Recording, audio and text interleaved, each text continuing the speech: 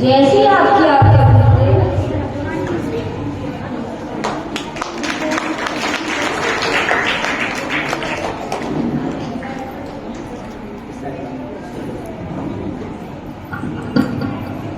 प्रभु आपको कोटि कोटि प्रणाम। तथास्तु। प्रभु ना मैं 100 वर्षों से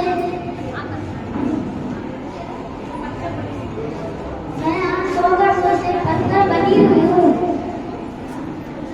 आपके चरणों से स्पर्श हो गई है।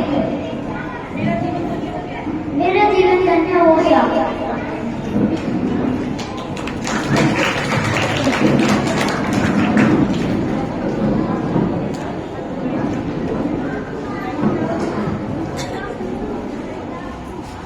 इस प्रकार मां अहिल्या को गुरु विश्वामित्र जी के आदेश अनुसार रघुनंदन ने श्राप से मुक्ति प्रदान की। श्राप से मुक्त होने के पश्चात मां अहिल्या ने प्रभु श्री राम को कोटि कोटि नमन किया और कहा, प्रभु मुझे आपने श्राप से मुक्ति प्रदान करी, इसके लिए आपको कोटि कोटि नमन। मुझ श्रापित स्त्री के ऊपर आपने दया की, मुझ पर अपनी कृपा दृष्टि करी, इसके लिए प्रभु आपके चरणों में बारंबार प्रणाम। इस प्रकार से प्रभु उसे आशीर्वाद देकर परम धाम भेज देते हैं। समय व्यतीत होता है। एक समय विश्वामित्र अपने शिष्य राम व लक्ष्मण को बुलाते हैं और किसी श्रेष्ठ कार्य के प्रार्थना कहते हैं। क्या कहते हैं?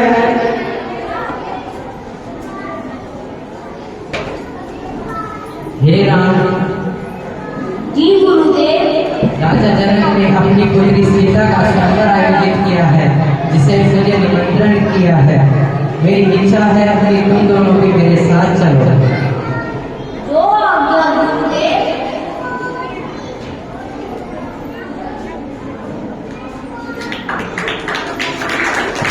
एक्ट खत्म होने के बाद आप लोग कम से कम तालियां जरूर बनाया करो। कितने शानदार अभिनय कर रहे हैं।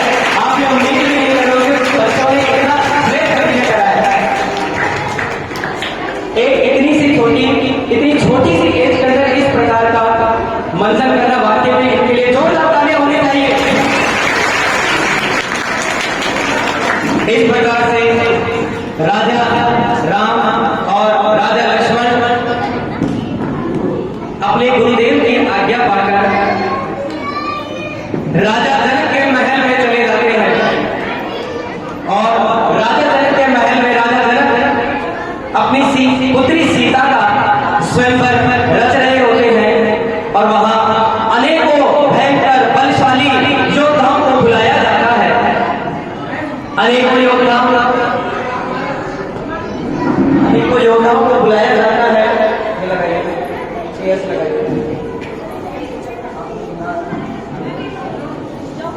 दो चेयर्स की साइड लगा दीजिए। दो चेयर्स की साइड। अरे सिंगल बिट्टी है तो बीच में।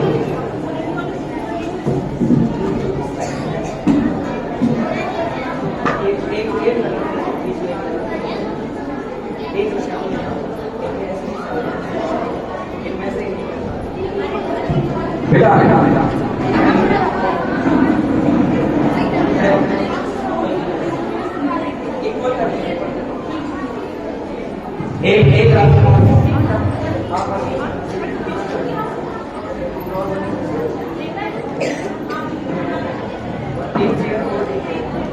एक चेयर और लेके आइएगा।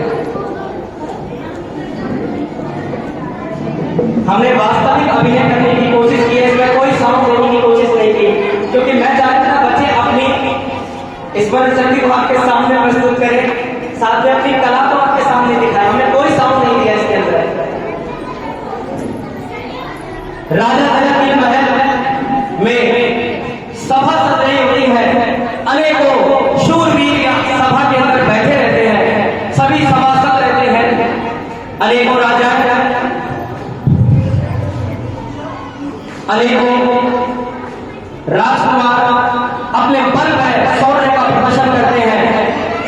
किंतु अनेकों राजकुमार अपने बल में शौर्य का प्रदर्शन करते हैं, किंतु भगवान शिव के इस गांडीव को, इस धनुष को वो उठाना तो दूर, उसे हिला भी ना सके।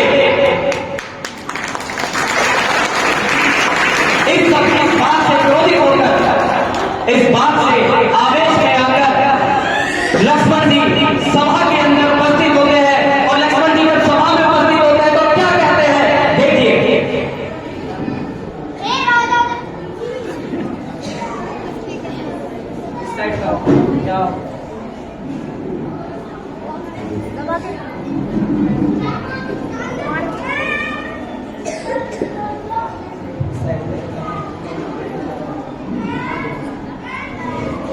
हे राजा जनक, तुम्हें तनिक भी व्याकुल होने की आवश्यकता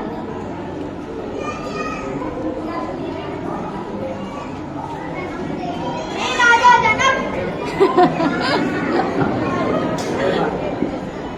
हे राजा जनक, तुम्हें तनिक भी व्याकुल होने की आवश्यकता नहीं है। रघुकुल शिरोमणि मेरे बड़े भ्राता राम इस शिव धनुष को उठाकर इसकी प्रशंसा चढ़ाएंगे।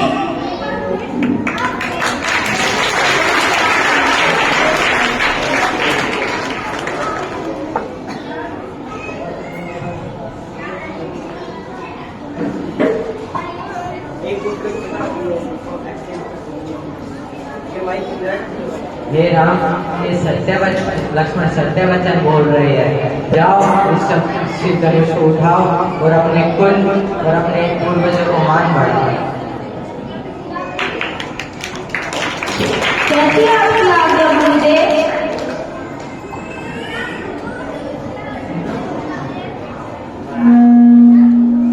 हे महेश्वर, मैं दशरथ पुत्र राम आपका आह्वान करता हूँ कि मेरी भुजाओं में इतना बल व सामर्थ्य प्रदान करे कि मैं आपका इस शिव धनुष को उठाकर इसकी प्रशंसा चढ़ाऊं।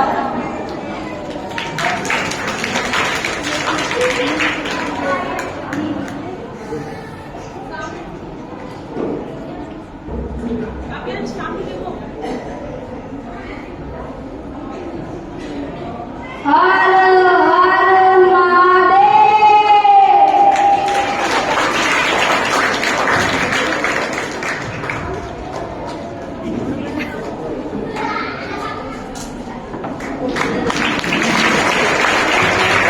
इस प्रकार राजा जनक के दरबार के अंदर राजा जनक जब व्याकुल हो जाते हैं कि मेरी पुत्री से सीता से विवाह कौन करेगा, क्योंकि कोई भी शिव धनुष को तोड़ नहीं पाता है। इस बात से दुखी हो जाते हैं और लक्ष्मण हुंकार करते हैं कि मेरे रघुकुल शिरोमणि, मेरे भ्राता राम जबकि जिस सभा में मौजूद हो तो वहां निराश ना हुआ करते हैं राजा। और इस प्रकार से विश्वामित्र जी से आज्ञा पाकर राजा राम इस शिव धनुष को तोड़ते हैं, शिव जी का आह्वान करते हैं और धनुष एक श्रेष्ठ टंकार के साथ टूट जाता है। शिव धनुष के टूटने पर राजा राम प्रसन्न होते हैं। राजा दशरथ को भी कहीं ना कहीं प्रसन्नता होगी और राजा जनक जी हैं, इनके मुखमंडल पर आभा आ जाती है, एक श्रेष्ठ मुस्कान आ जाती है। राजा राम अपने गुरु के आदेश अनुसार सीता जी को स्वयंवर में धारण करते हैं और वरमाला का कार्यक्रम होता है।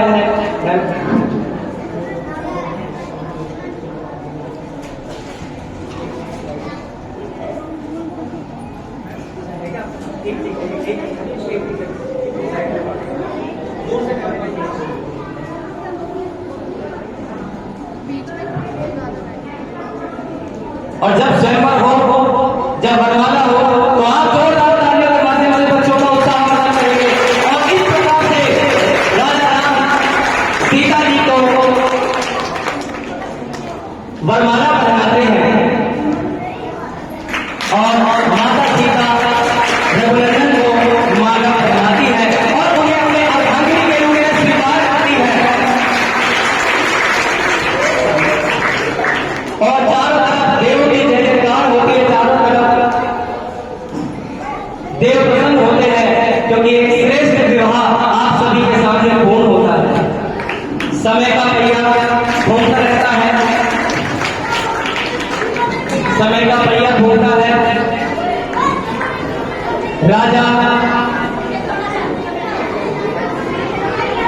समय का भैया बोलता है राजा राम लक्ष्मण व सीता जी तीनों अपने गुरुवरों के साथ अयोध्या धाम में पुनः वापस आते हैं और सुखपूर्वक अपना जीवन व्यतीत करने लगते हैं।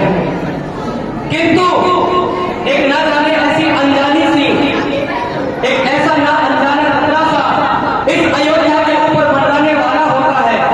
किसी ने शायद किसी जनमानस में शायद अयोध्या के किसी वासी ने शायद यह कल्पना भी नहीं होगी कि उनके अयोध्या के ऊपर इतना भयंकर खतरा मंडराने वाला है।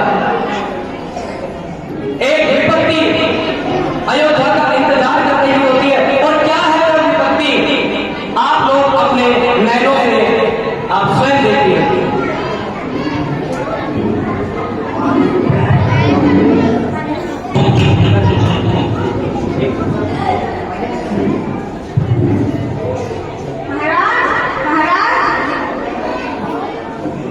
कहो रानी कैकई।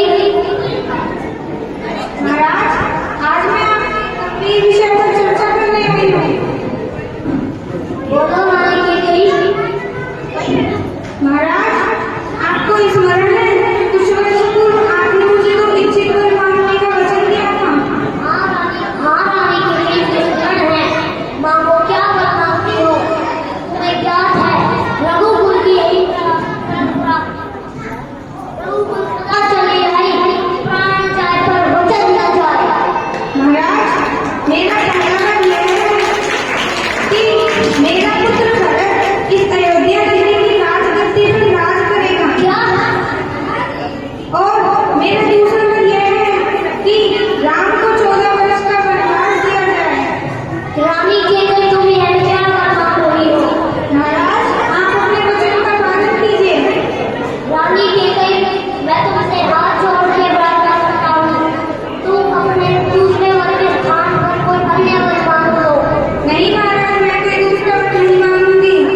रानी कैकई, ईश्वर के लिए मान जाओ। महाराज, आप अपने वचन की पालना कीजिए। रानी कैकई, मत जाओ।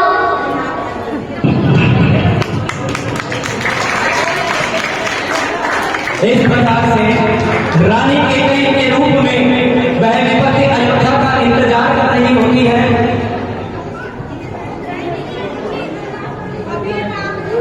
और जिस घड़ी का किसी अयोध्यावासी को ना कभी कल्पना थी ना कभी स्मरण था, किसी का भूतो ना भविष्य थी और ऐसी वो घड़ी आ जाती है। रानी कैकई राजा दशरथ से 2 वचन मांग लेती है। पहला, मेरा भरत राजकुमार इस अयोध्या की गद्दी पर बैठेगा। दूसरा,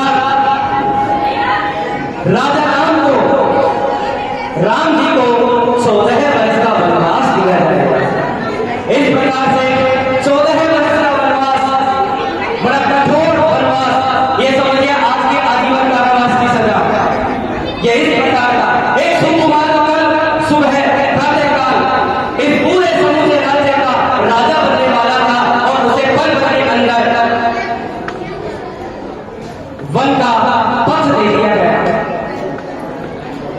राजा दशरथ इस वियोग को सह नहीं पाए।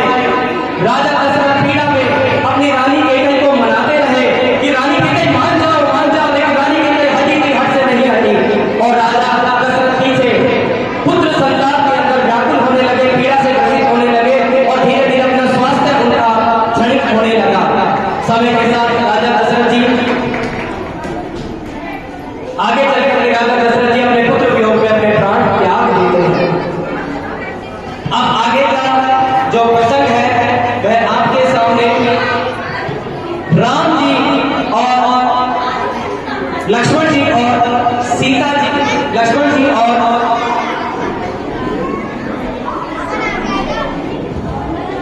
और राम जी का संवाद।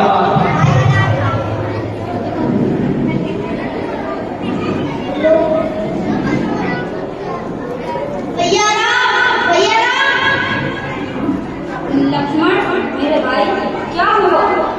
भैया, पिताजी ऐसा कैसे कर सकते हैं? पिताजी आपको वनवास कैसे दे सकते हैं? लक्ष्मण, शांत हो जाओ, क्रोध नहीं कर ना करो। पिताजी के निर्णय पर संदेह नहीं किया करते। पिताजी ने जो भी निर्णय लिया है वो मुझे सहर्ष स्वीकार है। यदि भैया ऐसा है तो मैं भी आपके साथ वन में चलूंगा। नहीं लक्ष्मण, तुम वहाँ मेरे साथ वन में क्या करोगे? भैया मैं आपके बिना स्वयं की कल्पना भी नहीं कर सकता। लक्ष्मण, तुम यहीं रहकर माता और पिताजी की सेवा करना। नहीं भैया, माता पिताजी की सेवा के लिए शत्रुघ्न भैया है ना, मुझे वन में आपकी सेवा करनी है। ठीक है लक्ष्मण, अगर ये तुम्हारा अंतिम निर्णय है तो तुम भी मेरे साथ वन में आना। जैसी आपकी आज्ञा भैया।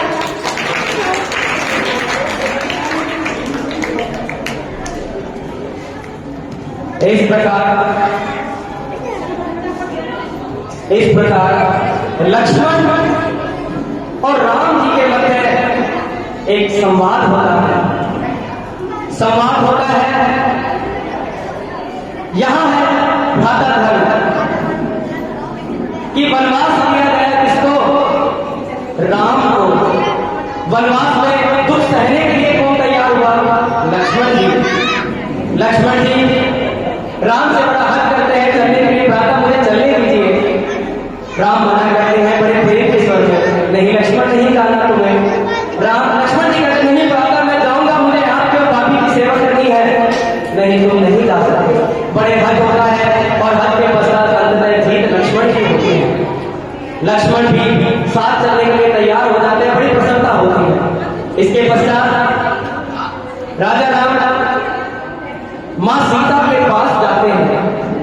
माँ सीता से कहते हैं, क्या कहते हैं आप देखिए। सीते, सीते, जी स्वामी। सीते, मैं कल प्रातःकाल वनवास करने जाऊंगा। बच्चों को कैसे बताएंगे? बच्चों को बच्चे की अभिषेक भी अतुल मैं नहीं सीते, पिताजी ने निर्णय लिया है कि अयोध्या का राजा भरत को और मुझे वनवास किया जाए। पिताजी के इस निर्णय से मुझे अत्यंत प्रसन्नता होगी कि मेरा अनुज भरत इस राज्य का राजा बनेगा।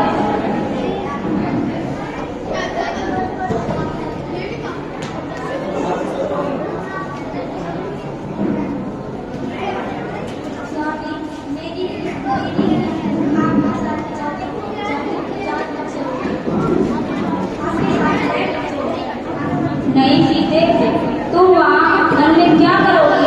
वन में जहरीले व हिंसक जानवर विचरण करते हैं, तुम उनसे भयभीत होंगे। स्वामी, एक सीते का परम रहता है सदैव अपने स्वामी के सुख व दुख में मैं आपके साथ चलूंगी और आप मान वन में विचरण करेंगे और मैं इन महलों में खुशी होगी। नहीं ऐसी कदा भी नहीं हो सकता स्वामी। नहीं सीते,